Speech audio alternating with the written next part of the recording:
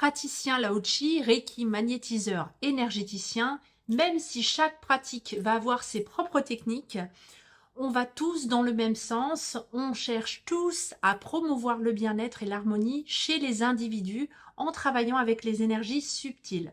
Pourtant, il y a de grosses différences dans ces métiers, voyons lesquelles dès maintenant. Avant d'aller plus loin, je t'invite à t'abonner à ma chaîne.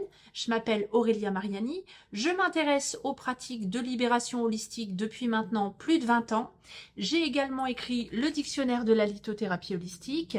Et sur ma chaîne, tu vas trouver des vidéos pour te permettre de cultiver ton essence et de libérer ton énergie. Pour reprendre le cours de la vidéo, parlons d'abord de nos capacités naturelles. Parce que oui, nous avons tous des capacités naturelles de guérison, et heureusement d'ailleurs. En réalité, on dispose tous d'un canal qui nous permet de réceptionner des énergies de guérison de façon tout à fait naturelle. C'est ce qu'on appelle notre canal de guérison. Si ça n'était pas le cas, si on n'avait pas de canal de guérison, notre corps ne serait pas en capacité de s'auto-guérir, de s'auto-régénérer, notamment quand on se casse un os, quand on se foule une cheville ou quand on vient de faire une opération chirurgicale par exemple.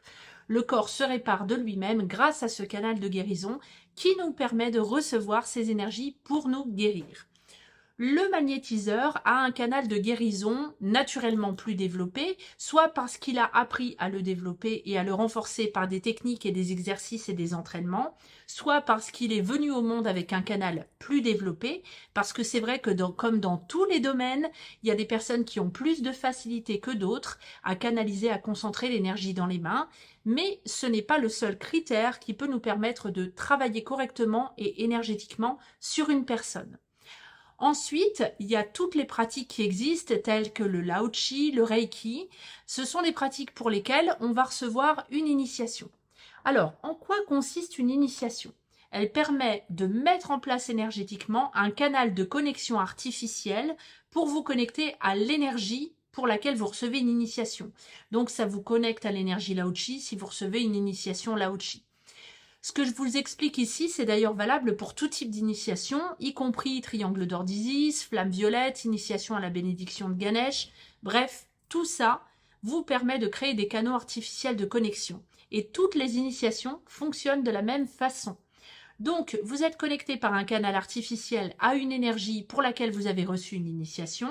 Et suite à cette initiation, d'ailleurs, on va vous proposer de faire des exercices d'auto-soin pour vous permettre d'aller renforcer ce canal et également pour vous permettre de vous habituer à canaliser et à recevoir cette énergie dans votre corps avant de pouvoir pratiquer sur les autres, ce qui est tout à fait normal. Je trouve en revanche que c'est très important de savoir qu'à partir du moment où on a des canaux, que ces canaux soient artificiels ou naturels, dès l'instant qu'on a des canaux qui existent dans notre système énergétique, ça reste important quand on fait des soins sur nous-mêmes et sur les autres, d'aller vérifier régulièrement leur bon état, leur bon fonctionnement, ce que les 3/4 du temps, on vous apprend malheureusement pas du tout à faire quand vous recevez des initiations, et ce qui peut générer toutes sortes de désagréments, comme par exemple accumuler des pollutions dans votre canal sans vous en rendre compte et vous attirer des ennuis. En ce qui concerne l'énergéticien, lui, il a son propre canal de guérison. Il apprend, comme le magnétiseur, à le développer, à le renforcer pour pouvoir canaliser une plus grande quantité d'énergie de façon à faire des soins efficaces d'abord sur lui-même et ensuite sur les autres. Il existe donc deux types de pratiques. Des pratiques avec les connexions de canaux artificiels et d'autres techniques où vous allez utiliser vos connexions naturelles qui sont déjà présentes. Et ça, en soi, c'est déjà une grande différence entre ces différentes pratiques. Après, quand on s'intéresse de plus près à la méthodologie qui est employée, on s'aperçoit qu'il y a de grandes différences entre le Reiki, le magnétisme, l'énergétique et le Lao-Chi. En ce qui concerne les pratiques de Lao-Chi et les pratiques de Reiki, on se préoccupe principalement du positionnement des mains par rapport aux chakras, aux 7 chakras principaux.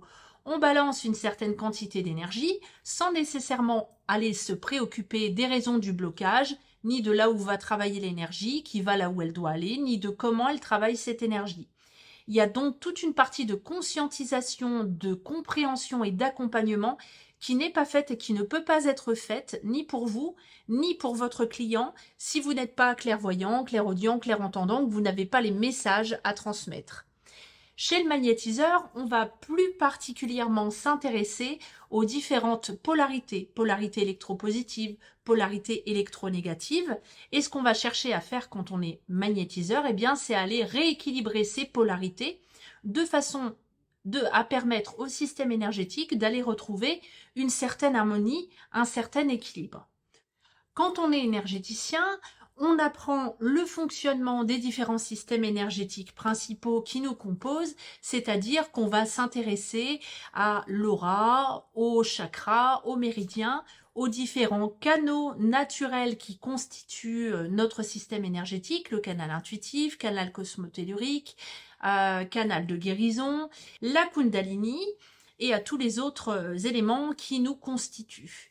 Une fois qu'on aura fait le tour de cette anatomie énergétique, c'est-à-dire qu'on aura compris pour chaque système énergétique comment il fonctionne, qu'est-ce que c'est et à quoi ça sert, ensuite on va apprendre à aller repérer, à aller trouver les blocages dans les différents systèmes.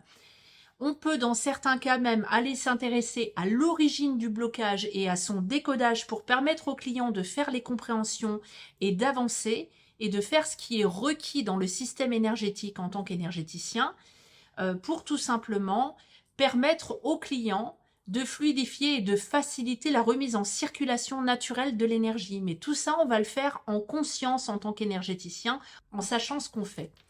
Donc du coup, ce qui va être important, c'est que vous arriviez à constater qu'en fonction des différentes pratiques, le niveau de conscience et de connaissance n'est pas du tout le même.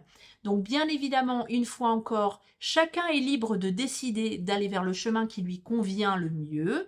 Pour ma part, je ne me vois pas pratiquer sans avoir un minimum de connaissance, de conscience et de compréhension des mécanismes que je suis en train de toucher et de faire bouger chez mon client. Et je ne me vois pas ne pas être en capacité de lui expliquer ce que je suis en train de faire.